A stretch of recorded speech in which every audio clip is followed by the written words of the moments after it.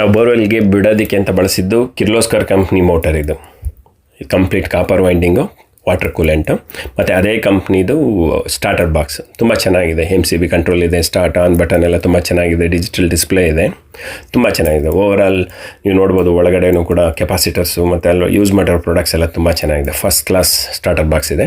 1 ಇಂಚ್ದು Aashirvaad column ಪೈಪ್ಸ್ನ ಬಳಸಿದ್ದೀವಿ, ತುಂಬ ಚೆನ್ನಾಗಿದೆ, trusted brand. ಈ ಕ್ಷಣಕ್ಕಾಗಿ ಕಾಯ್ತಾ ಇದ್ವಿ, ತುಂಬ ಖುಷಿ ಆಯಿತು. ಹಾಗಾಗಿ ಪೂಜೆನೂ ನೆರವೇರ್ತು. ಬೋರ್ವೆಲ್ ಎಲ್ಲ ತಗ್ಸಾಯಿತು. ನಿಮ್ಗೆ ತೋರಿಸಿದೆ ನಾನು ಅವತ್ತು ನಿಮಗೆಲ್ಲನೂ ನೋಡಿ. ಇಲ್ಲಿದ್ದೆಲ್ಲ ಮಣ್ಣು ಗಲೀಜು ಎಲ್ಲನೂ ಕ್ಲೀನ್ ಮಾಡಿ ಕಂಪ್ಲೀಟಾಗಿ ಕ್ಲಿಯರ್ ಮಾಡಿ ಇಟ್ಟಿದ್ದೀವಿ. ಆ ಗೋಡೆ ಅದೆಲ್ಲನೂ ನೋಡಿ ಕಾಣಿಸ್ತಾ ಇದೆ, ನೀಟಾಗಿ ಕಾಣಿಸ್ತಾ ಇದೆ. ಎಲ್ಲ ವಾಶ್ ಮಾಡಿ ಎಲ್ಲ ಮಾಡಾಯಿತು. ಈಗ ನಮ್ಮ ಬೋರ್ಗೆ ಬಿಡೋದಕ್ಕೆ ಅಂತ ಕಾಣುತ್ತೆ ನೀರು. ನಿಮಗೆ ಕಾಣಿಸುತ್ತಾ?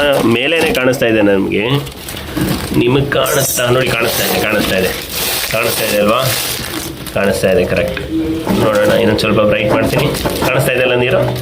ಮೇಲೇ ಇದೆ ನೀರು.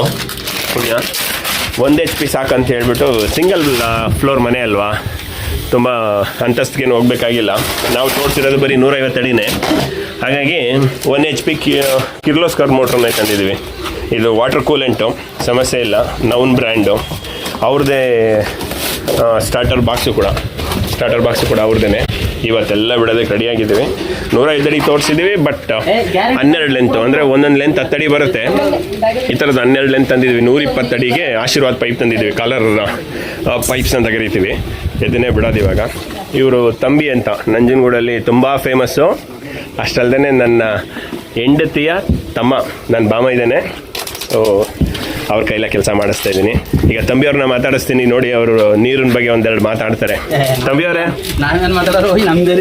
ಇಲ್ಲ ಈಗ ನೀರು ಚೆನ್ನಾಗಿ ಬಂದಿದೆಯಾ?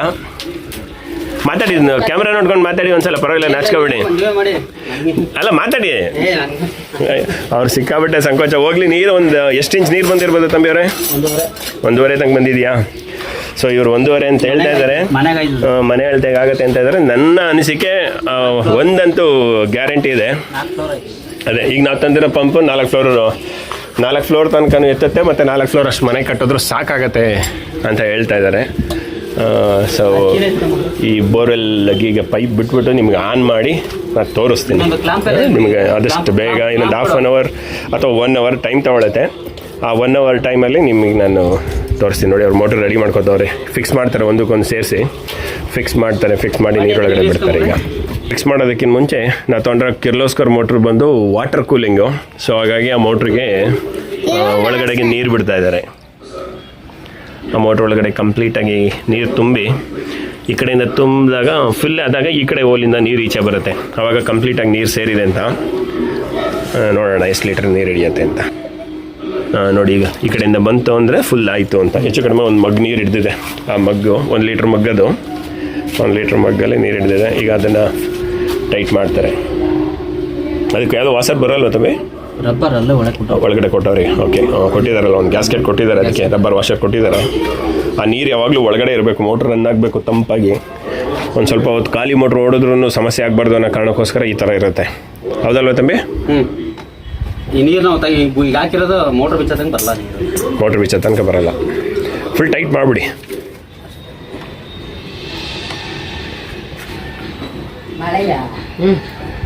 ನೋಡಿ, ಮೋಟ್ರನ್ನ ಒಂದಕ್ಕೊಂದು ಲಿಂಕ್ ಮಾಡಿ ಕರೆಕ್ಟಾಗಿ ನೋಡಿಕೊಂಡು ಆ ಶಾಫ್ಟ್ಗೆ ಕೂರ್ಬೇಕಲ್ಲ.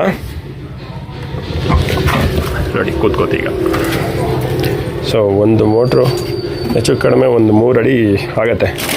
2 ಪೀಸ್ ಬರುತ್ತೆ, ಬಾಟಮ್ದೊಂದು ಟಾಪ್ ಒಂದು. ಕೆಳಗಡೆ ಸಕ್ ಮಾಡುತ್ತೆ, ಮೇಲ್ಗಡೆ ಪಂಪ್ ಮಾಡುತ್ತಾ ತಂಬಿ? ಇದು ಪಂಪ್, ಇದು ಮೋಟ್ರು.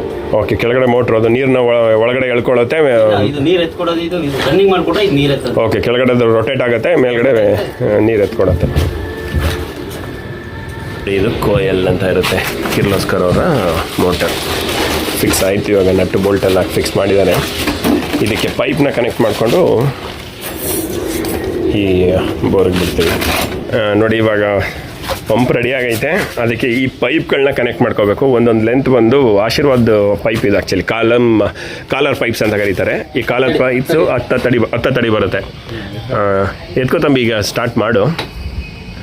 ನೋಡಿ ಈಗ ಅದನ್ನು ಹಿಂಗೆ ಫಿಕ್ಸ್ ಮಾಡ್ತಾರೆ, ಒಂದೊಂದೇ ಲೆಂತ್ ಫಿಕ್ಸ್ ಮಾಡ್ಕೊಂಡು ಇದೆಲ್ಲ ಹ್ಯಾಂಡ್ ಟೈಟು, ಯಾವುದೇ ಕಾರಣಕ್ಕೂ ಇದಕ್ಕೆ ರಿಂಚೆಲ್ಲ ಯೂಸ್ ಮಾಡಬಾರ್ದು ಟೈಟ್ ಮಾಡೋದಕ್ಕೆ. ನೋಡಿ ನೀಟಾಗಿ ಹೋಗುತ್ತೆ ಥ್ರೆಡ್ಡು, ಆ ಥ್ರೆಡ್ ಕರೆಕ್ಟಾಗಿ ಹೋಗಿ ಅಲ್ಲಿ ಕೂತ್ಕೊಳ್ಳುತ್ತೆ. ಹ್ಯಾಂಡ್ ಟೈಟಲ್ಲೇ ಬಿಡಬೇಕು, ಹ್ಯಾಂಡ್ ಟೈಟಲ್ಲೇ ತೆಗಿಬೇಕಾದ್ರೂ ಹ್ಯಾಂಡ್ ಟೈಟಲ್ಲೇ, ಯಾವುದೇ ಕಾರಣಕ್ಕೂ ರಿಂಚ್ ಅವಶ್ಯಕತೆ ಇಲ್ಲ. ರಿಂಚ್ ಮಾಡಿದ್ರೆ ಕಟ್ಟಾಗುತ್ತೆ ಅನ್ನೋದು ಇದಾಗುತ್ತೆ, ಪ್ರಾಬ್ಲಮ್ ಆಗುತ್ತೆ. ನೋಡಿ ಈ ಥರ ಒಂದು ಲೆಂತ್ ಬಂದು 10 ಫೀಟ್ ಬರುತ್ತೆ, 10 ಫೀಟ್ ಲೆಂತ್ ಇದು.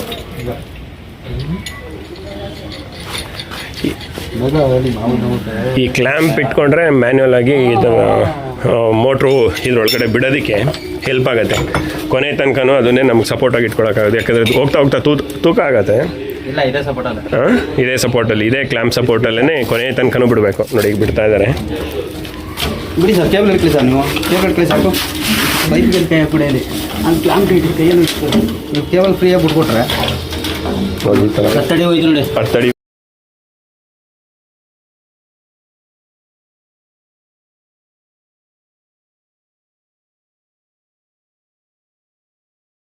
ವಾಟರ್ ಬಾಕ್ಸ್, ಅದು ಕೂಡ ಕಿರ್ಲೋಸ್ಕರ್ ಅವ್ರದ್ದೇ. ಅವರೇ ಪಂಪು ಮತ್ತು ಸ್ಟಾರ್ಟರ್ ಬಾಕ್ಸ್ ಜೊತೆಲೇ ಕೊಟ್ಟಿದ್ದಾರೆ. ಇದಕ್ಕೆ ಅಂತ ಏನು ಸಪ್ರೇಟ್ ಇಲ್ಲ, ಆದರೆ ಪ್ರೈಸ್ ಎರಡೂ ಸೇರಿಸಿ ತೊಗೊಂಡಿರ್ತಾರೆ. ಸೊ ಅದೇ ಬ್ರ್ಯಾಂಡ್ದು ಬಂದಿರೋದ್ರಿಂದ ಕ್ವಾಲಿಟಿ ಚೆನ್ನಾಗಿರುತ್ತೆ. ನಂಬಿಕಸ್ತ ಕಂಪ್ನಿ, ನಂಬಿಕಸ್ತ starter box.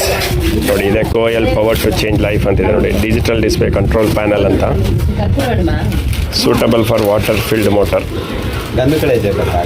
Kirloskar oil engines limited, Kirloskar group. Temporary ಈ ಥರ ಒಂದು ಕನೆಕ್ಷನ್ ಮಾಡಿದ್ದೀವಿ, ಇನ್ನು ಸ್ವಲ್ಪ ವೈರಿಂಗ್ ಎಲ್ಲ ಬಾಕಿ ಇರೋದ್ರಿಂದ. ಸೊ ಇಲ್ಲಿ ಆಗ್ತಿದ್ದಂಗೆ ಈ MCB ಈ ಥರ ಆಫಲ್ಲಿರುತ್ತೆ.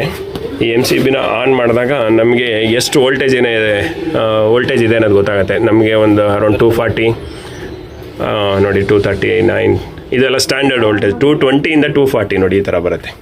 ಸೊ ಇಷ್ಟಿರೋದು ಒಂದು ಸ್ಟ್ಯಾಂಡರ್ಡ್, ಮನೆ ಪವರಲ್ಲಿ ಈ ವೋಲ್ಟೇಜ್ ಬಂದು ಸ್ಟ್ಯಾಂಡರ್ಡು. ಇಷ್ಟು ವೋಲ್ಟೇಜ್ ಇದ್ದರೆ ಮೋಟ್ರ್ ರನ್ ಆಗುತ್ತೆ ಅಂತ. ಈಗ ಮೋಟ್ರ್ ಆನ್ ಮಾಡ್ತೀವಿ, ನೀರು ತೋರಿಸ್ತೀವಿ ಹಾಗೆ ನೋಡಿ. ಸೊ ನಾವು ಹೋಗಿ ನೀರು ಬರೋದಕ್ಕಿಂತ ಮುಂಚೆ ಹೇಗೆ ಪೂಜೆ ಮಾಡಿದ್ವು, ನೀರು ಬಂದಮೇಲೂ ಅದೇ ಥರ ಒಂದು ಪೂಜೆ ಮಾಡೋಣ ಅಂತ.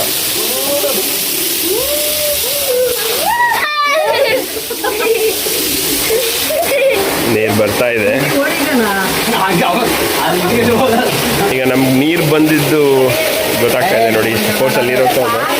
ಸೊ ನಾವು ಭೂಮಿ ಪೂಜೆ ಮಾಡಿ, ಬೋರ್ವೆಲ್ ಪೂಜೆ ಮಾಡಿ ನೀರು ತೊಗೊಂಡಾಗ ಒಂದು ಪ್ರೊಸೀಜರ್ ಏನು ಫಾಲೋ ಮಾಡಿದ್ವಿ, ಪೂಜೆ ಮಾಡೋ ಪ್ರೊಸೀಜರ್ ಇವಾಗ ಇದೆ, ಅದನ್ನು ಮಾಡ್ತೀವಿ. ಈಗ ನಮ್ಮ ಮನೆಯವ್ರು ಪೂಜೆ ಮಾಡ್ತಾರೆ, ನೀರು ಬಂದಿರೋ ಒಂದಕ್ಕೆ ಕೃತಜ್ಞತೆ ಸಲ್ಲಿಸ್ತಾ ಪೂಜೆ ಮಾಡ್ತಾರೆ. ಈಗ ನೋಡಿ ಪೂಜೆ ಮಾಡ್ತಾ ಇದ್ವಿ, ಅರ್ಶಿನ ಕುಂಕುಮ ಇಟ್ಟು